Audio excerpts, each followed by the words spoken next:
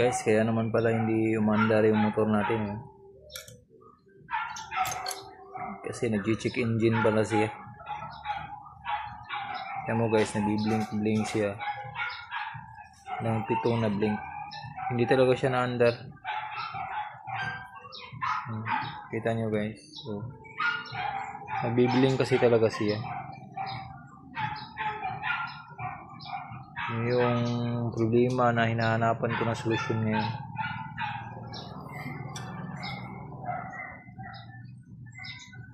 Ito yung motor natin XRM. Super guys, okay pa naman yung motor natin.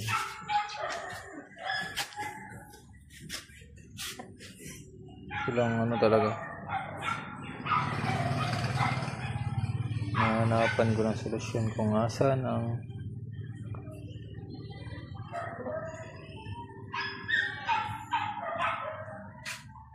problema nito.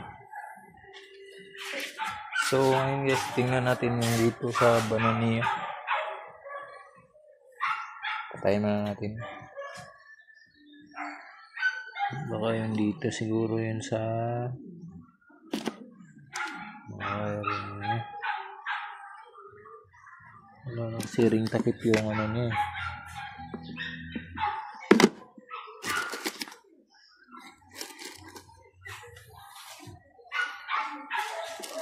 Ito pala yung ginagamit natin na spark plug sa kanya guys, yung tinatawag na NG key. Tapos ngayon mamaya i-check natin yung spark plug kung maging okay kaya.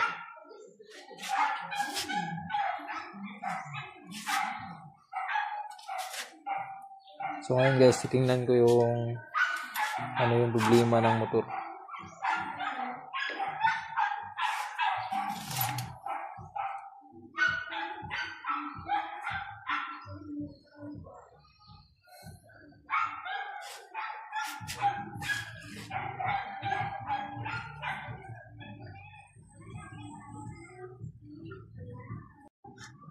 So guys, good morning.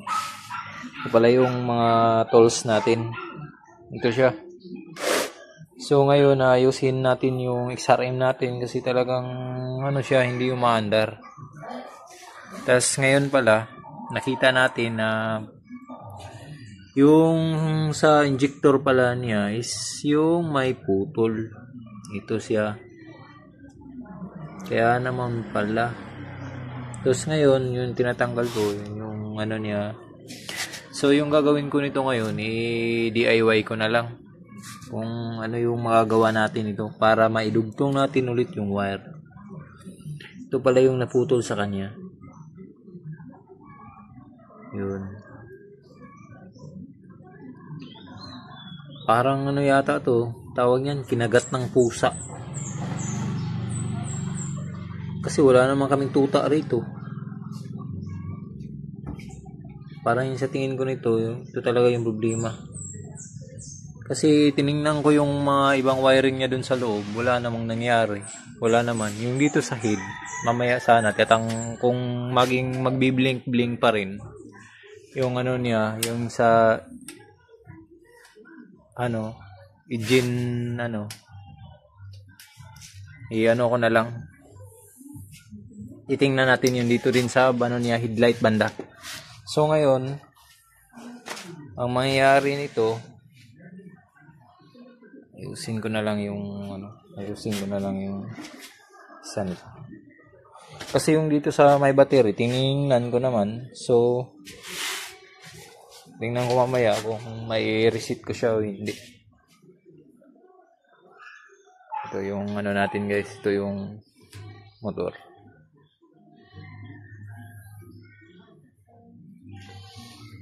So ito dito, i-open ko pa to dito kung ano siya, kung ano yung talaga yung ibang problema. So far naman, yung nakita ko na problema, yun pa naman sa kanya. Yung dito sa battery, wala naman yatang problema rito.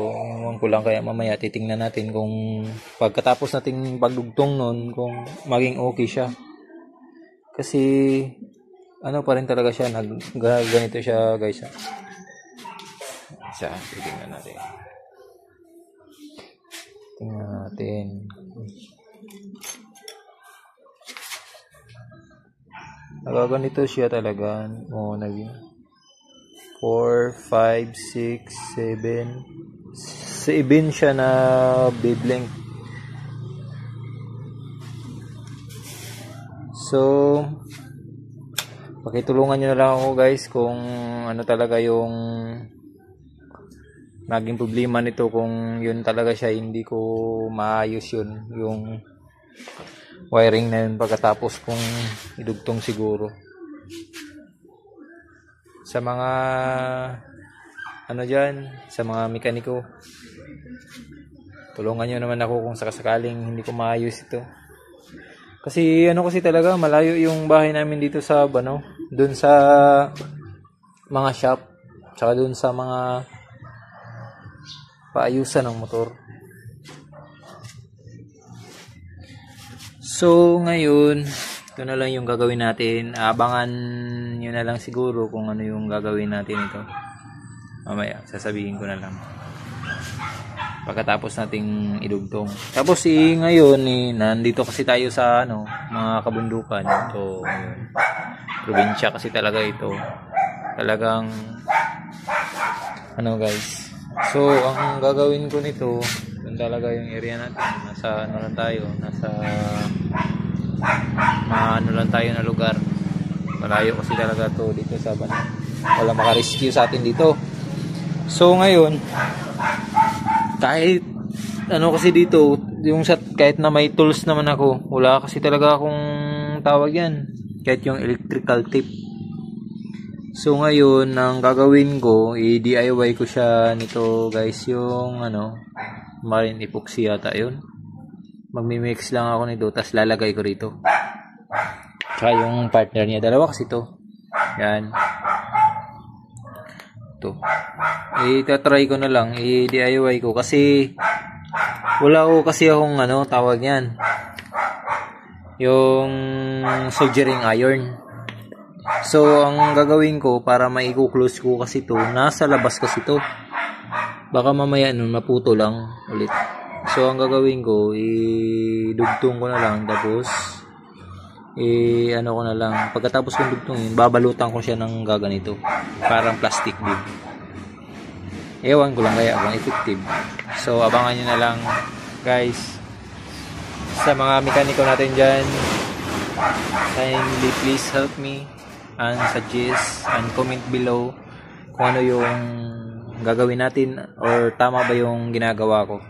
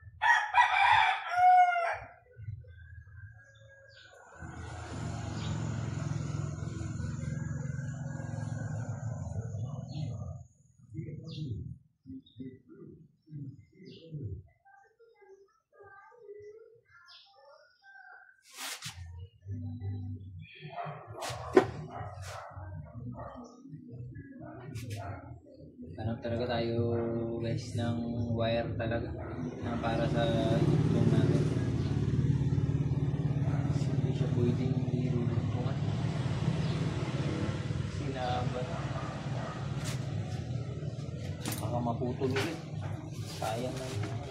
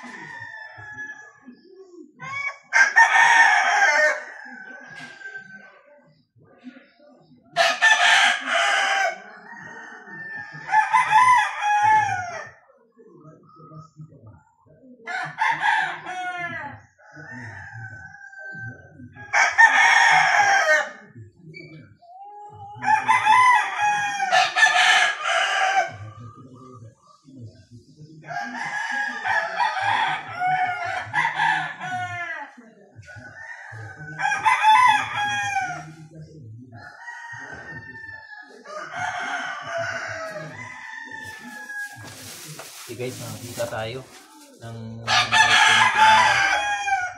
may dugtong natin dito. Kasi hindi talaga kaya.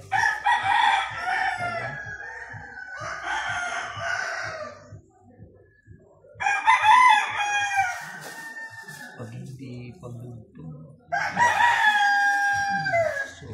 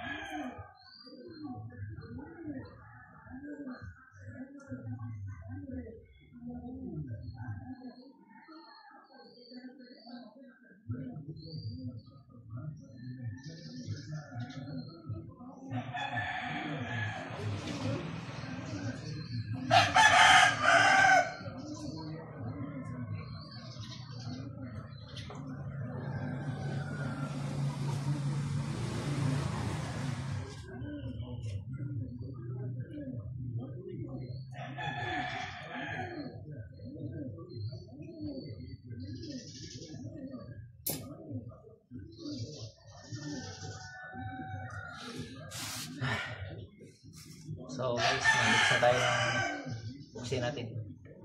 Dawa. Kaya konti lang.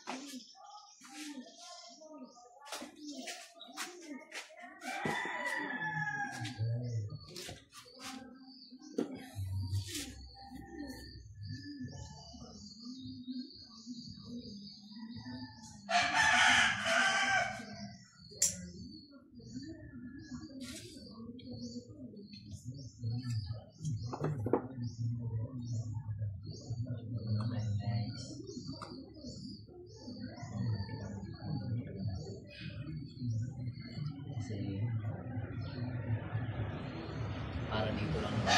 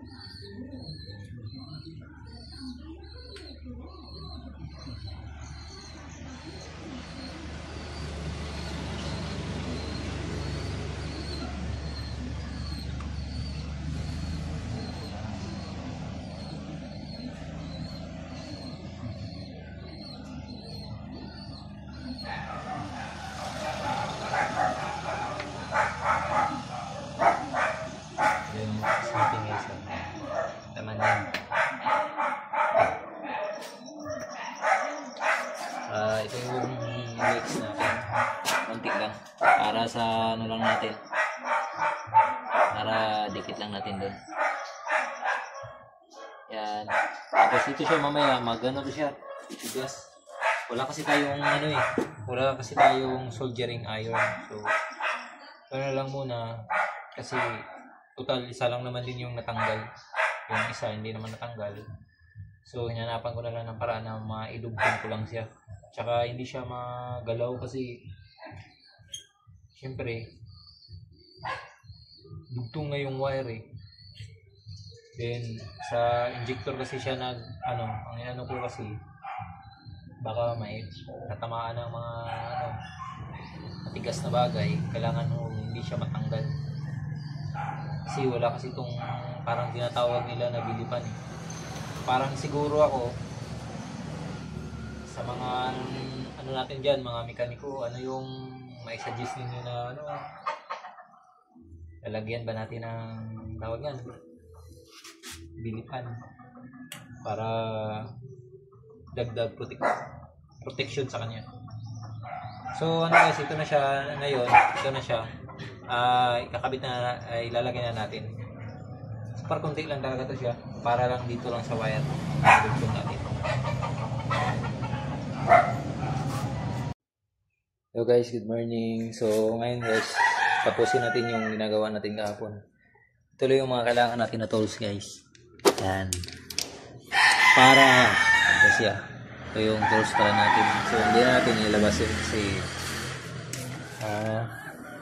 tapusin natin yung ginagawa natin kahapon. So ito siya, na-prepare na natin. Tanggalan na lang natin ang cover. So ito yung ginawa natin kahapon guys. Yan. Yan, siya. Actually, matigas na siya. Tuwi na talaga siya. Hindi na siya nung, yung DIY natin na, kahapon. Yan, siya. Yan. So, pusin natin. Ngayon. Kasi wala talaga tayong magamit kahapon. Natin yung cover para ayos natin yung surrounding guys.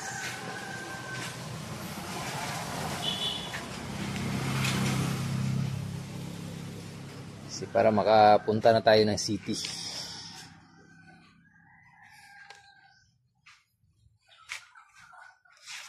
Diyan na kayo guys, masyadong talaga ngayon. Hello, shout out sa Dugi-Dugi. Yun. Boots! So, si Wiggle yung isa. So, tayo. Yung process tayo guys. Yan. Hapon.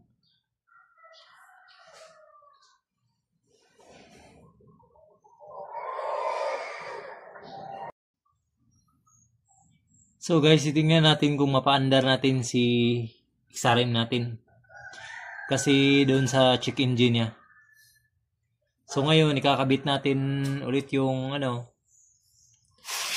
yung wiring doon sa baba na naputol. Kaya siya nag-cause ng check engine.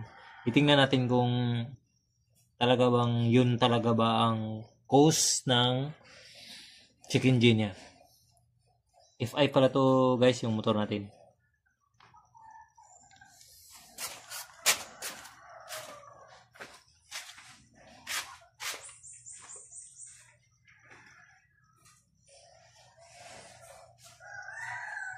So ikakabit na natin siya kasi para may gamit na tayo para sa trabaho natin. So ang kailangan natin na tools, ito lang. Na set up naman natin to kahapon. So ito din, ito na lang yung ibabalik natin na parts niya.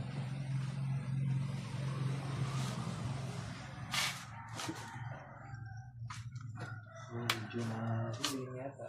Kailangan natin ng gulo.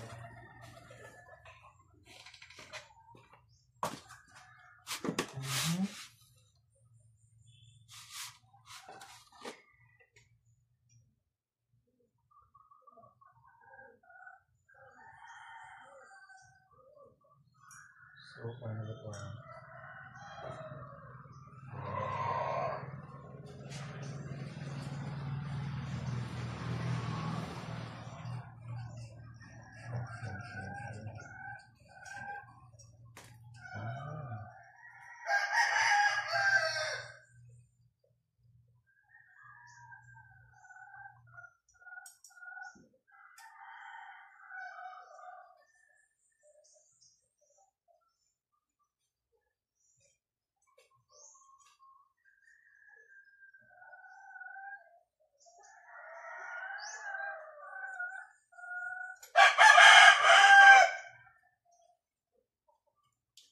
Okay.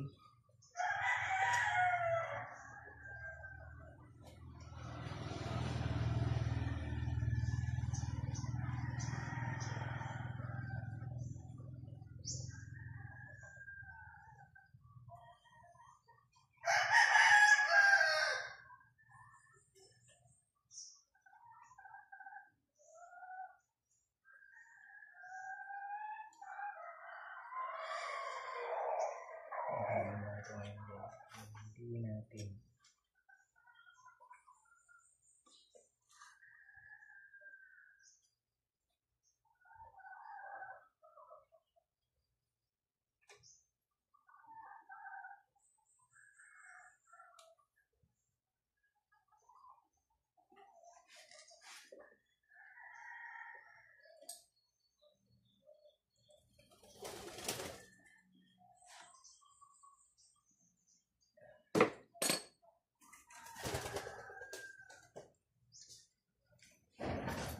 pasok natin yung lock niya guys.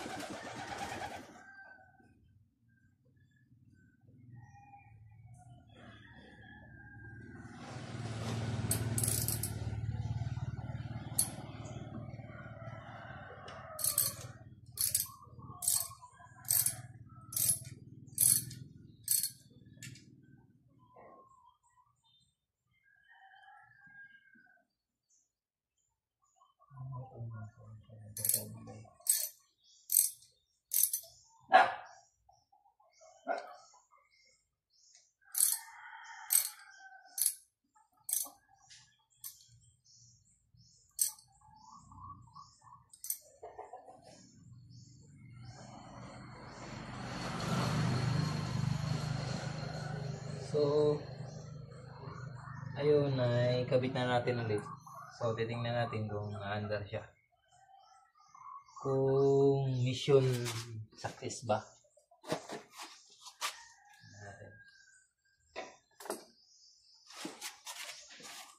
Pala yun ay kabit na natin. Yun siya. Yun, ay balik na natin yung ano na i-lock na. So, ngayon, titingnan na lang natin kung check engine pa rin ba siya.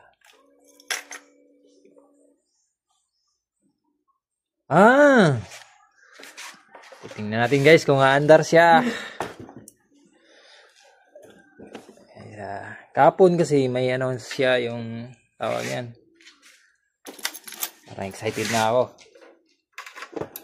Open lang natin yung toolbox niya muna kasi baka para kung may aberya lang talaga i-ano lang natin. So lock lang natin ulit. So dito tayo, tingnan natin dito sa kabila para makita talaga siya maliwanag na maliwanag. So ngayon kakabit natin siya ulit, titingnan natin, siyan natin. So far talaga nawala naman nawala yung check engine yan. Titingnan natin kung aandar ba siya. So guys, wala. Paano to? So in-start natin yung push button, wala pa rin siya. Try natin papadyakan yung padyak na rin. So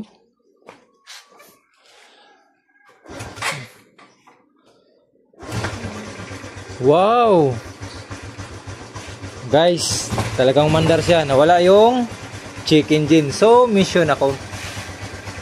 Wow, ang galing natin guys. So nagandar yung unit natin. So yun pala talaga yung troubleshoot na tinignan natin kahapon guys, yung mga wiring niya kini-check natin. So far ngayon yung unit umandar na. Nawala na yung check engine niya. So salamat sa DIY natin kahapon. So minsan pala talaga guys, nakakatulong pala talaga yung DIY. So salamat tayo kay Dudong Buds. Yung ano natin, yung unit natin umandar na. Salamat naman. So, shout out sa mga mekaniko natin dyan na mga magagaling. Salamat kasi na resolusyonan natin yung problema natin. So, kahapon, nag-ano lang tayo. May ginagamit naman tayong ibang unit. Pero, So far kasi talaga guys, ito yung ginagamit natin kasi talagang ano to, yung pang ruggeds kasi talaga to siya. Lumalaban kahit sa mga lubak-lubak. So salamat naman na may kunti tayong kaalaman kunti sa pag-aayos ng motor. Hindi naman kagalingan guys, pero ano naman, tinignan ko lang yung mga basic na gawain dun sa bana. So mandar talaga siya. So yun talaga yung nakikita natin problem talaga.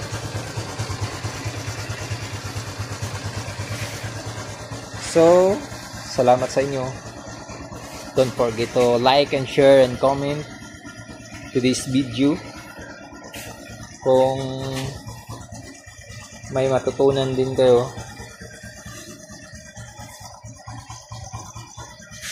tsaka comment below down na lang kung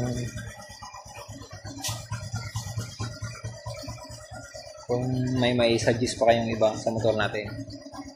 So salamat guys, see you.